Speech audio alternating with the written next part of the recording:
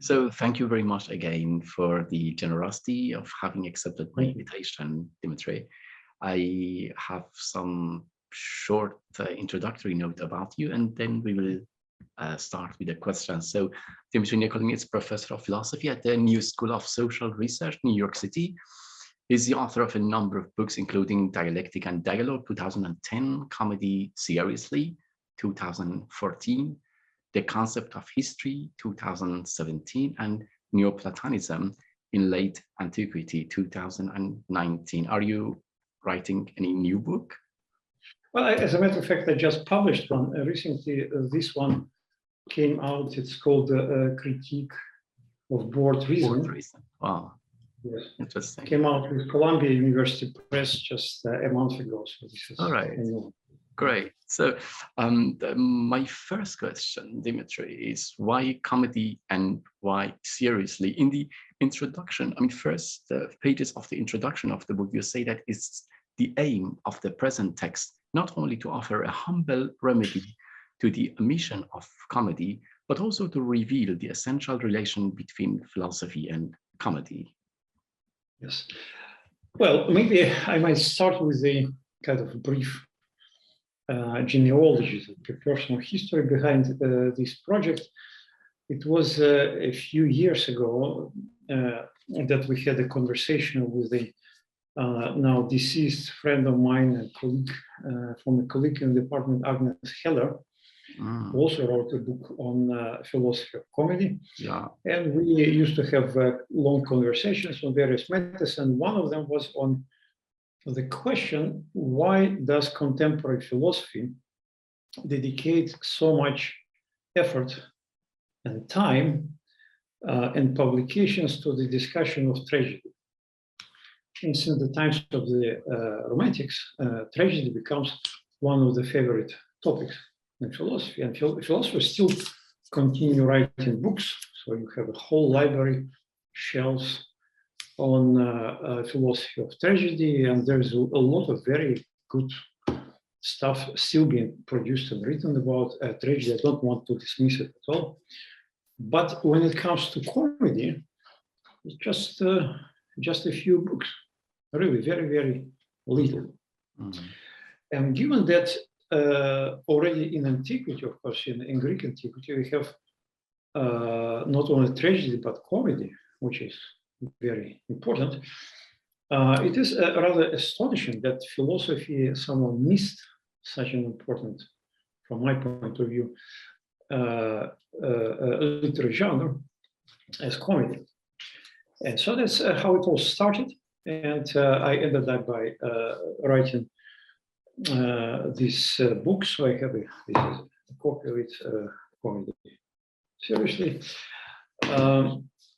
where I tried to figure out precisely this. So why does philosophy still miss the importance of comedy? Because in my understanding, in everyday life, but also in social and political life, comedy is present in many ways, but it somehow is not understood, is missed. Yeah. And so since you yourself wrote a dissertation interviewing on laughter, so I understand that you also thought about this problem. And so quite a brief answer, the thesis, would be that contemporary philosophy misses comedy because it is itself a product of what I call contemporary or modern subjectivity or modern subject, which is autonomous, self-centered. It's the subject, because it's not an individual subject, it's a historical and philosophical construction. It's a universal subject that establishes the law, the moral law from within itself, freely and autonomously, and also provides the guidelines for the understanding of the physical world, as the Kant in his first critique already understood it. And as such is totally lonely, solitary, and does have the other to communicate with, to be in dialogue with.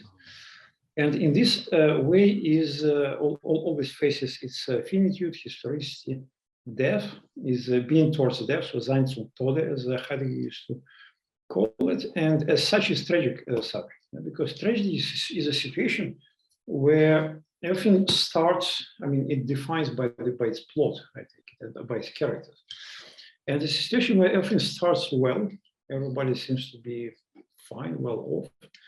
And in the end, everybody is in ruins and good people suffer for no apparent reason at all and die. Yeah. So in a sense, a recipe for tragedy is simple. Just kill all your characters in the end, it will be tragic. Yeah.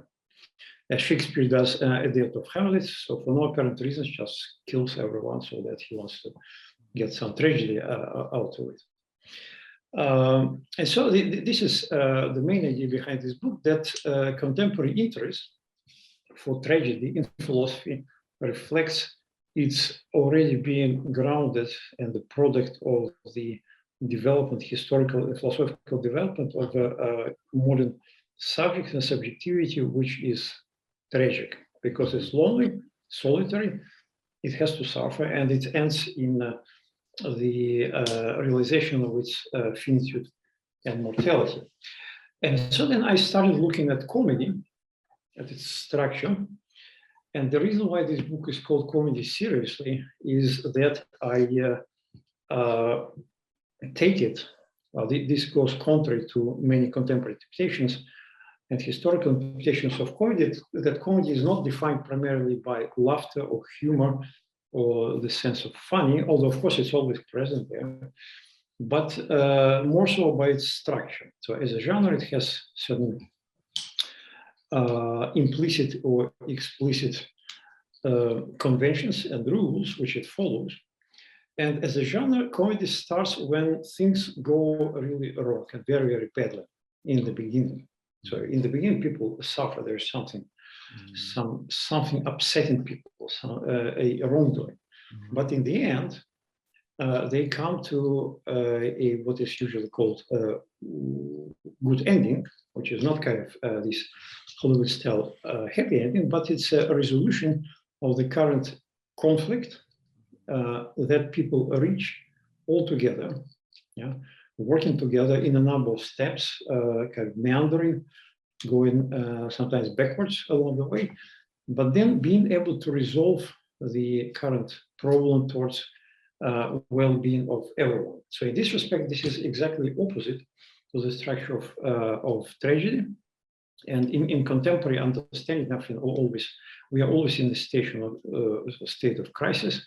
Everything goes badly. Everything goes towards inevitable destruction.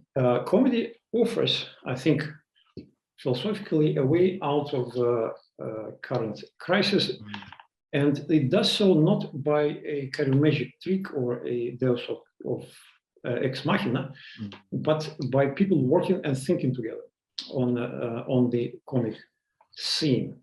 Right. And this, I take it, this is for me, this is the main importance of comedy. Right. I mean, one of the characteristics of the book from the outset is that you highlight that comedy is actually philosophy in action. I mean, there is, again, in the introduction, in the very beginning of the book, there is a quote you a sentence to say that I want to argue instead that comedy speaks more accurately than tragedy to human existential, moral, political, and even erotic needs. So what makes you believe that comedy is philosophy in action, even more than tragedy? Well, thank you. This is precisely my view and the argument in this book. I argue that comedy is defined by two major features. One has to do with its structure, the plot, the development of action, and the other with the characters. Now, this is kind of famous distinction already made by Aristotle in the Poetics, where he discusses what is primary, what is more important, the plot, which he calls mythos, And in Latin, this is argumentum, kind of argument of drama or its characters. And I take it that what makes comedy philosophical and philosophy comic is the affinity of the comic plot and a philosophical argument. Because a philosophical argument is never kind of a given. Yeah, I have to begin with premises, then go in a number of steps of argument, sometimes quite long deliberation, and then come to the conclusion. Yeah, where you will resolve the current kind of perplexion about the state of affairs. And I think that if you analyze a comic plot, is structurally exactly the same. It's really isomorphic with the philosophical or even mathematical, you could say, argument. Why? Because you start with a complication, when things go badly, then you move in a number of steps, and then you come to the resolution of the conflict, which follows all this rather complex structure of comedy. So in the structure, in this plot, comedy is much more excuse me, much more refined and complicated. Not like tragedy. Tragedy is usually really relatively simple. And if you analyze the plot of a comedy, it can be very complex. For instance, in this book, I analyzed the plot of one of Molière's comedies, Les Femmes Savantes, or maybe another one, where, if I rightly remember, I calculated something like 26 steps along the way. To make it precise, 26 steps in the development of comedy, what people do, how they act, what they tell each other. If you mistake any of these steps, well, nothing will work. There will be no resolution. So this is a very complex structure, very cerebral, could say, really philosophical argument. And this is why in ancient comedy, and I pay attention really more to what they call new comedy, rather than old comedy of Aristophanes. And new comedy begins with Menander, approximately two generations late after Aristophanes. Well, Menander was well trained in philosophy. He attended the lectures of Theophrastus, the student of Aristotle. He knew Epicurus when he was a teenager and so on. And so in the development of the plot, you have to follow all these very kind of precisely constructed plot and mythos or argument of a comedy. And because it's so difficult to come up with a good one, it led to what they call contamination, kind of mixing together various plots, or preserving the plot. So once somebody comes up and invents a plot, you simply preserve it. Sometimes in the beginning of comedy, you have kind of brief outline of this plot and simply populate it with different characters. You rethink the characters, you name them differently, give them different biographies, but so the plots are important. This is one aspect of it. So really kind of structural aspect of argumental, mythos of fable, of argument. And the other one is the character or characters, which are usually several characters, many. But the most important character, the comic character that I call in this book, is somebody who is in a socially lower position. And philosophy from early on in Plato, Aristotle promised to dedicate the second book to discussion of comedy, which doesn't exist. We only know some. Of course, we know the name of the rose, which is a kind of fictional reconstruction of something that could happen around the second, by Umberto Eco, around the second book. We have Tractatus Quislianus, which, as some people think, Janko, for example, is preserves some remnants or maybe some outlines of the second book. But Plato already didn't appreciate comedy at all. He explicitly says that comedy is for foreigners and slaves. You know? And so if you're foreign in a particular country like you and me, so we are kind of really out of the serious, but we still can participate in the comedy action. And there, the comic character is somebody who's usually in the lower, if not lowest, social political position, and can be a servant, a maid, a slave, not necessarily. It can be both male and female, because tragedy is mostly a very kind of male genre, you know, heroic genre. But this is about ordinary life. It's about ordinary life situations, about people like you and me, as Aristotle says. And the comic character is somebody who is perceived differently, but sometimes is uneducated. Can be really cross. The comic character really cross genders, so can be transgender or contemporary way of speaking. Can cross-dress, can present in various guises, and so on. But the comic character is really smart. Is the smartest one. Despite being uneducated quite often, despite being in a kind of lower social position, without this comic character who pulls all the strings and guides the action, nothing can happen. So there will be no resolution of this very, very complex motion, which is basically propelled by this comic character. So I discovered that this comic character is absolutely ubiquitous. It's not only exists not only in ancient Greek or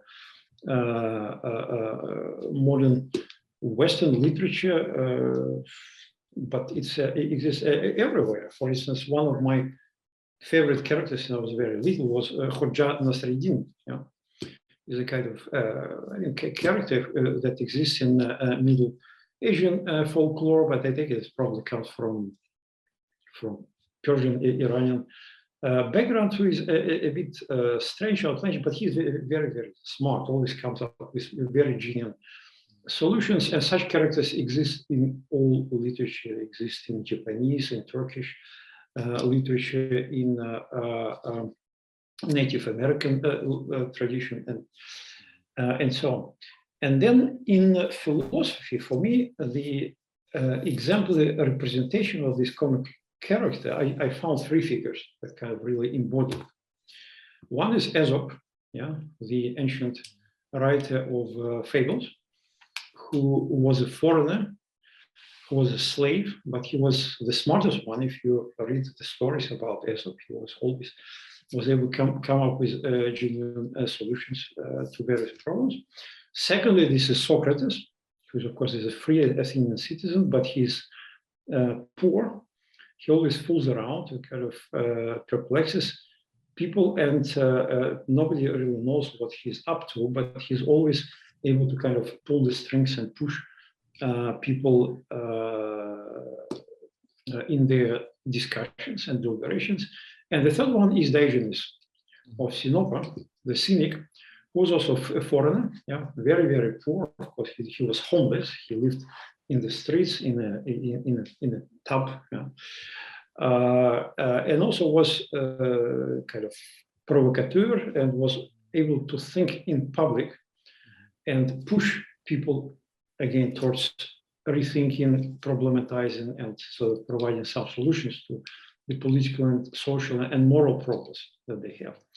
And so these two components, which I think are really major to comedy, and this is why this is comedy seriously, which is of course itself a pun, is a kind of ironic title, which was invented by my wife, by the way, when I was writing this book. So suggests that comedy is really an enterprise that can think and can be rethought philosophically about the structure of our action that moves from complication, from something that's going really badly at the moment towards a possible resolution at the end, which is not guaranteed, but which is possible when all people work together. There's not just one kind of hero who comes and solves all the problems, but people working together, ordinary people. Yeah? Also, and kind of being propelled by the by the dispossessed, by the poor, by people who are excluded for various reasons from the mainstream political moral action, but who turn out to be the most important actors and thinkers behind the development of the comic plot. Right. Thank you very much. That was, I mean, what something that is very interesting, let's say, or an intriguing argument in the book about the, or let's say, exploration in the book about the character, the comic character, which sort of answers to my question why philosophy feels uncomfortable in the presence of comedy, is actually that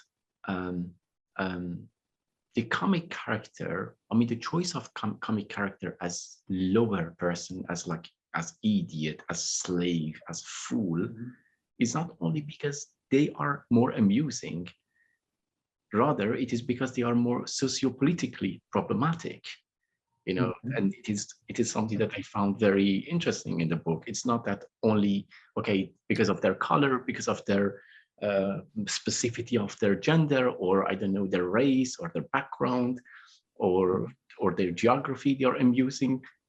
Rather, it is because they are problematic. They for philosophy, they sort of, and that brings us again to the philosophy in action, as you said in the beginning. But another interesting point is that I'm quoting you and asking you the question that in the end of your quote, I'm quoting you. Indeed, one of the central arguments of this book is that philosophy's proximity to comedy is a blessing for philosophy. However, since philosophy has often wanted to be purely rational, to be an a priori thinking about the non-changing within the changing, philosophy has tended to perceive any association with comedy as a burden, as an embarrassment. Hence, philosophy generally tries to detach itself from such derisive and indecent activity and to be taken in earnest by others, but most importantly, by itself. And as a result of this discomfort, as early as Plato, philosophy launched various attacks on comedy. What are, Dmitri, or what were these attacks? Thank you. Maria, I think this is well, precisely the claim I want to make and argue in this book, that because philosophy, well, modern philosophy, as I said, is really kind of concentrates and counts out all the construction of universal subjectivity, which doesn't tolerate the other. And without the other, you cannot have comedy, because in comedy, people act all together, towards sometimes in a very, sometimes in a disturbing, sometimes it's funny, sometimes in silly way. But philosophy in general, so as this quote that you read suggests, always wants to intends to come to the understanding of something that remains unchanging behind the world of action.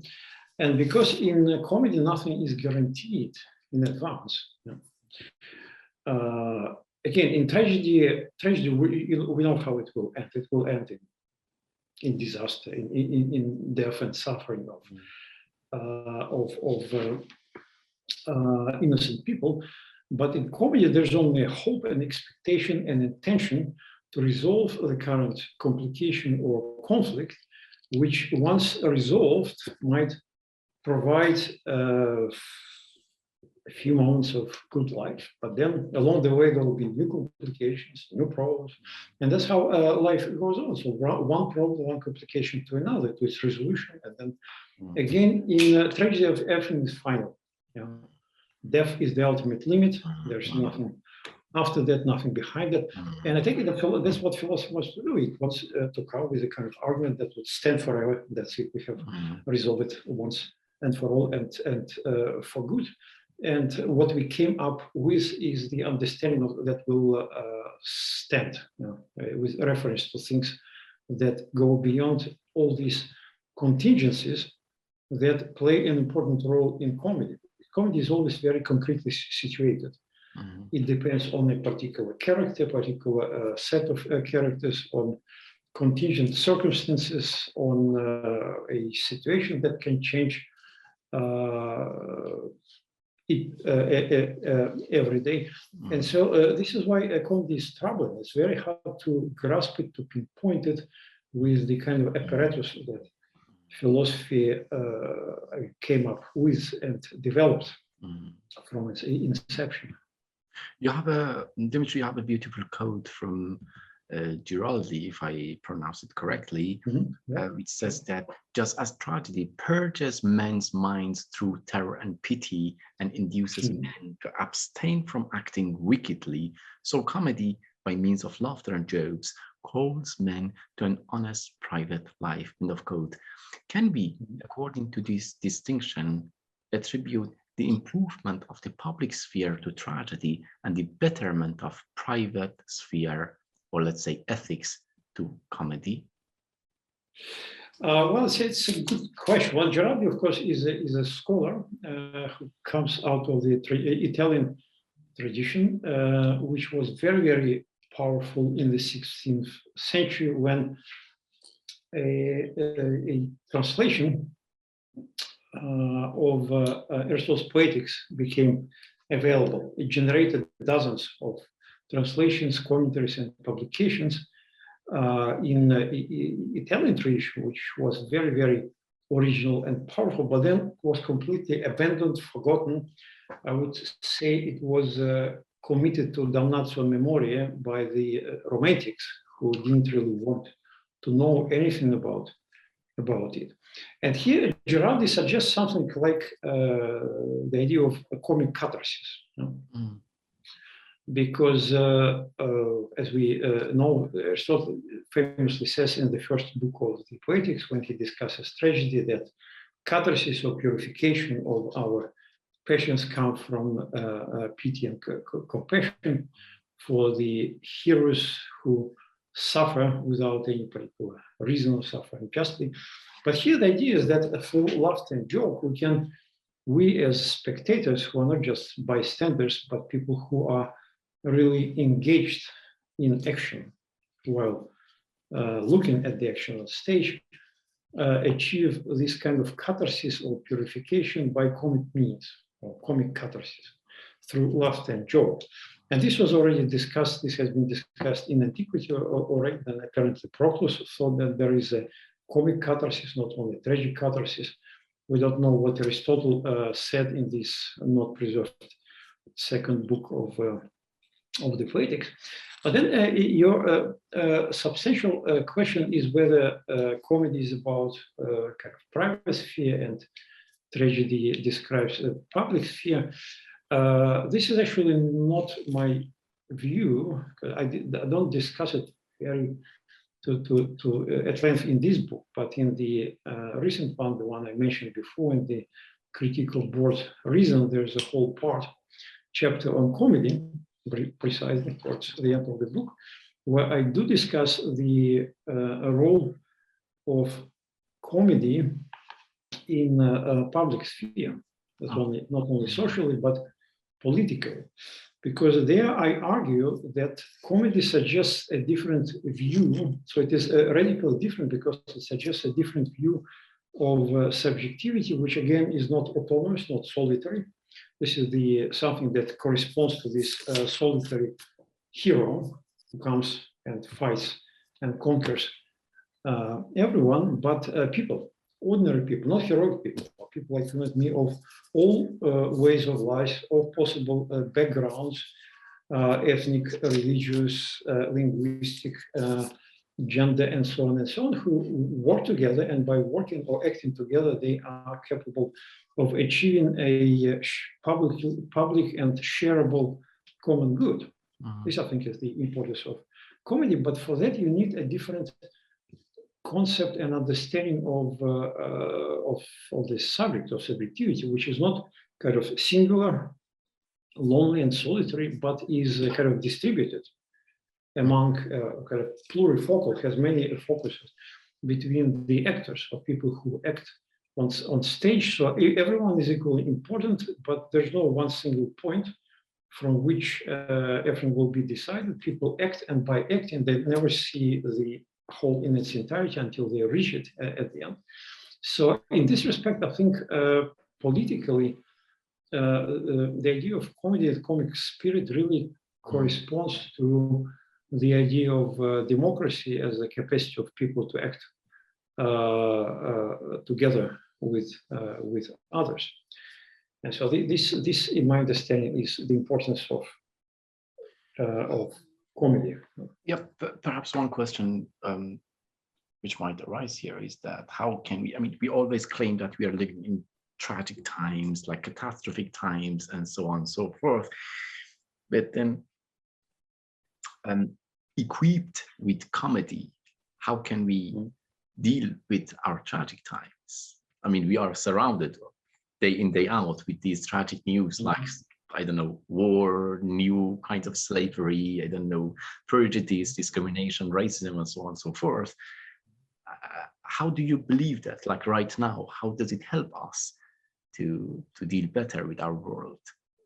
Well, I think that these problems can only be solved when we act together, not as democratic subjects. I mean, when all people would be involved in deliberation and attempts to solve these problems in the first place, but also many of these problems wouldn't simply arise if we act as comic distributed subject. There'll be simply no point in war. Yeah, people wouldn't want to conquer others to impose their will or their kind of fantasies onto other people. People would be more responsible in acting towards the environment, towards nature.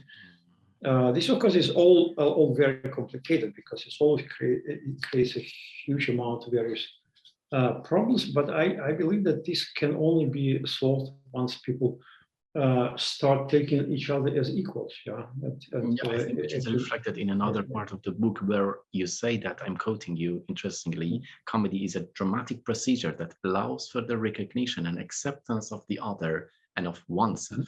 It allows for liberation from oppression in various kinds, personal, psychological, family, social, and political.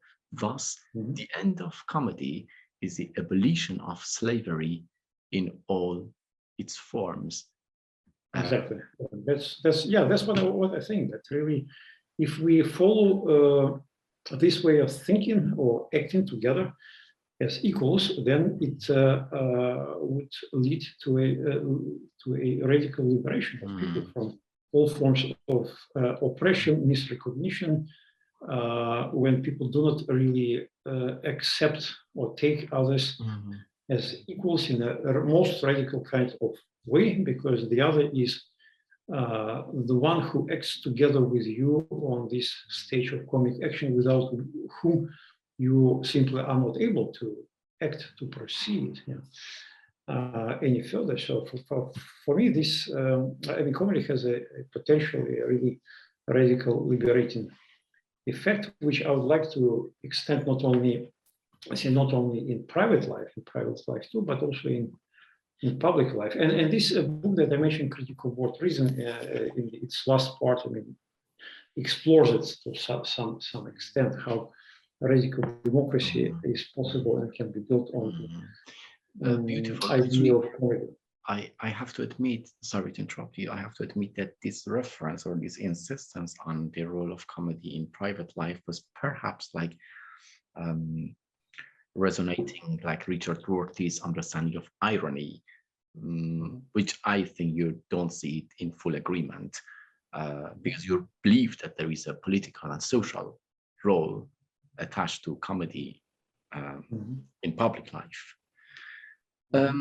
Let's go to the very interesting figure of Agnes Heller, that and her fascinating book. So no definition of comedy, according to Agnes Heller, quoting you, can stand, and ultimately it cannot be defined or determined. In other words, comedy is unapproachable. That is, of course, a rather astounding claim, yet Heller emphasized we cannot exhaust all the embodiments and possibilities of comedy in art and life. Then where can we then look for the full embodiment of comedy, if at all? Well, it's a good question, but I should say that as much as I always like to discuss comedy and other matters with Agnes Heller, I don't quite agree that we can give no definition of comedy. It comes from her broader claim. She writes about comedy and laughter, and she thinks that the essence of laughter is undefinable. I personally don't think so. I think that comedy can be defined rather precisely in the way that I mentioned, first through its plot, through its structure, and secondly through its characters. Characters act on stage for the comic characters who are primarily dispossessed, poor, not properly educated, and yet without whom nothing can go on, because they are really smartest people behind the scenes. And so I take it that comedy can really be defined, if understood this way, the way I argue in the book, then I think it can be really liberating. All right. What it can be. But of course, comedy, I think it is ubiquitous. It exists in everyday life. In ordinary life, people practice comedy, still practice comedy to a lesser extent in modernity, especially in those societies that are defined by this structure of autonomous, self-centered, kind of moralistic subject. But the comedy I'm interested in begins, as I said, in so-called new comedy. There, this begins with Menander in ancient Greece, and then is translated, brought into Roman tradition by Plautus and especially Terence. But then it's because Terence is known, the texts are known, it's basically is followed and almost copied by Shakespeare in his comedies, by Molière, but also in contemporary and modern comedy, in Commedia all'Italiana, for example, and other. Well, you can see, once you start seeing this structure of comedy, you can see it everywhere. So if we have a kind of minor problem, we don't know in personal life, we can resolve it with others relatively quickly, and that will be a comic moment. And comic moment always comes with a kind of enjoyment, because I think that when people act on their own, entirely in separation and this autonomous, they're always driven by anxiety. Anxiety is already highly assessed as the mood, as the beginning of modernity. But comedy is actually is a pleasant way of acting together. Even if you were perplexed, you don't know what to do, but we act together, and then when we find a resolution, it's always a moment of, I would say it again, catharsis or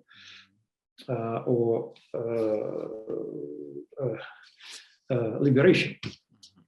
So I take it that in this respect, comedy is quite important.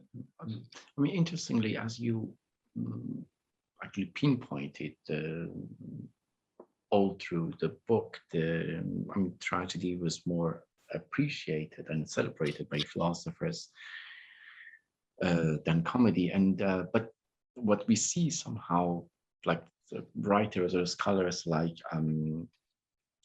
Alenka Zupancic, who tries, like, through incorporating Freud, Marx, Lacan, and somehow Bergson, to have a new reading of comedy. There she actually tries to introduce the logic of the real, which is human desire, and as comic hero appears to overcome humor finitude, within the infinite structure of desire and drive. Yet you believe that, I'm quoting you, one might say that such an interpretation of comedy is just another version of the centuries-old philosophical account of the incongruence between ontological, true being, and ontic, deceptive appearance. What is that, Dmitri, and what is wrong with such interpretations, if any? Well, I take it that many contemporary interpretations of comedy still, although they are critical of the idea of modern subject, they still follow this idea of modern subject, because to put it quite simply, I think that in comedy, in this kind of decentered, plurifocal subject, what is important is the other.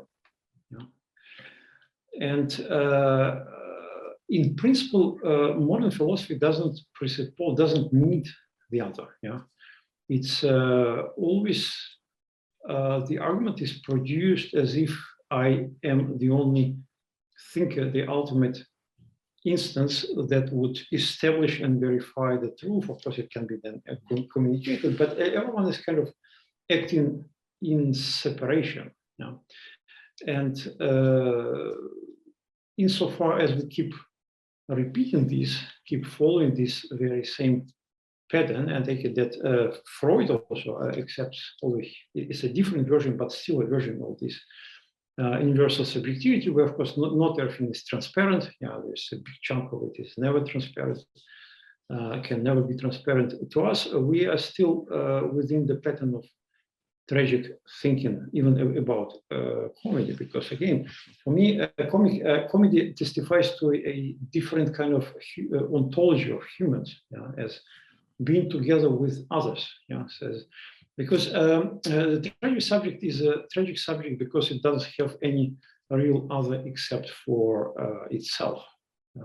And so it cannot reach for the other. It's isolated, it's potentially solipsistic, can never overcome the threat of solipsism, as already Habermas and Appel say from very early on, that solipsism is always there, it is always a threat. And I think that rethinking our human condition along the lines of comic subject subjectivity and action would allow us to have a radically different kind of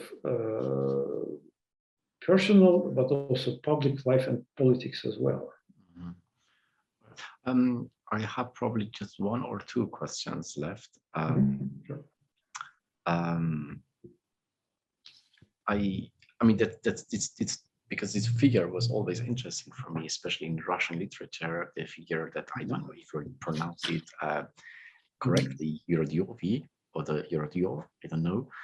The figure of holy food. Some similar figures I can find also in Persian poetry, especially like mystic Persian poetry, in the form of self-blaming or blaming themselves. I mean, this figure can also be traced to, like in cinema, some characters in cinema have also this characteristic. Yet what is interesting for me is that you talk about this figure in the book, where you say that since at any particular moment the fool did not coincide with himself, he was always more and always less than he was. This split identity, being both a sublime hero and a cunning anti-hero, is seen even in the figure of Odyssey.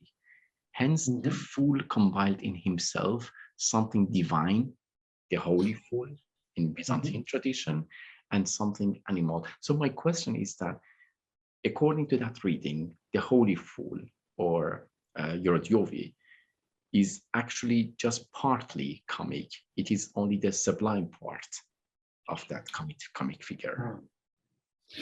Yeah, thank you. This is a very interesting question indeed, because I did some studies, but didn't include it into this book, about this figure of Yurodiovi, as you say, which comes from Byzantium, but then becomes very popular in Russian culture and literature. You could think of Dostoevsky's Prince Myshkin, Yeah. the idiot, precisely this kind Right. of figure, which is translation of Greek moros, which really means fool, stupid. Yeah.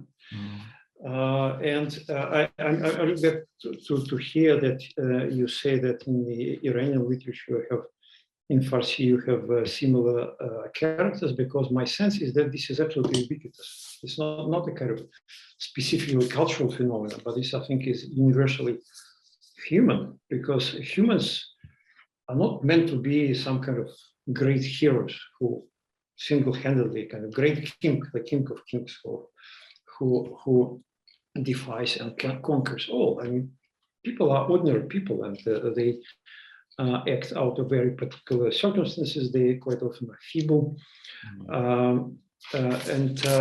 Yeah, I think this is a really good point, the way you put it, that fool doesn't really coincide with himself. There's always a moment of non-coincidence. There's something sublime or divine, but also something profane and animal-like. So I still take it that a holy fool, this Moros or Yurodivy, is a comic character, although this is a comic character that really points towards something transcendent. Transcendent, yeah. Human like life. But you can think that Diogenes of Sinope, the cynic or cynic thinker, was precisely that. So there was something sublime and divine. People loved him despite him being quite often very obnoxious. But there was also something, there was some animality, and he really stressed it by, he was called the dog, yeah, Kuon, cynic. Kuon in Greek means dog. Yeah. He stressed that good life can only be obtained if we go back to some natural, because there's nothing natural, but the way animals live. So we have to get rid of all unnecessary things and satisfy only the very basic minimum of our needs, which would be very environmentally friendly, I would think, nowadays. Yeah.